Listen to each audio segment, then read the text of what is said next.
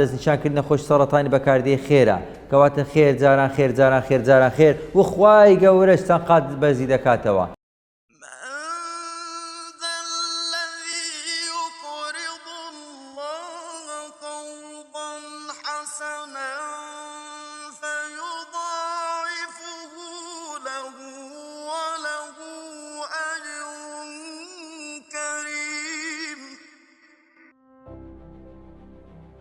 بسم الله الرحمن الرحيم.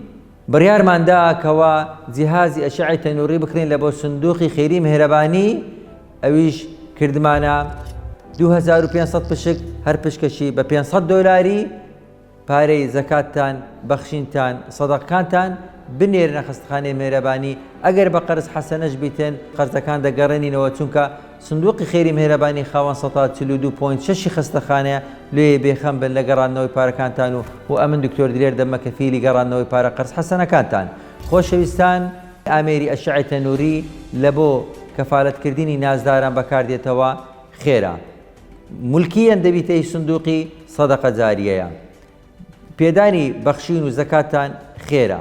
پشتیوانیکردن لە خستخانەی مهرەبانی خێرە.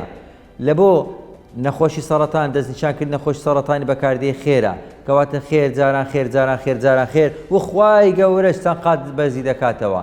لێ کوردەکانی خاریت مهرەبانیتان لەبیر نەچیتن بەو ڕەمەزانە مبارەکەی بنێرن پارە خێر و سەدەقاتەکانتان بنێرن بە ژمارەی فاسپەی FIB 0750 115 کوردەکانی ناوەخۆ خێرخوازانی خۆشەویست زەکات و سەدەقەکانتان مهرەبانی لێبێ بەش مەکەن چونکە ئەمە صندوقی خێری مهرەبانیمان هەیە کەفالەتی زیاتر لە 3000 یەتیممان کردیە لە ڕێگەی 11 ڕێکخراوی NGOەوە کەوا نازدارەکانیان پێناساندینە. ئەمەش هەویەی بیمەی تەندروستی نازدارانمان لە بۆ کردینە و ئەو جیازش دەبیتە مولکی صندوقی خێری لێیەکە مهرەبانیتان لە خەیاڵ و لە ئەندێشە بیتن ببنە پشتیوانێک لە بۆ بەرزکردنەوەی ئەو پرۆژە گەورەی. میهرەبانی دڵسۆزی و لێزانی.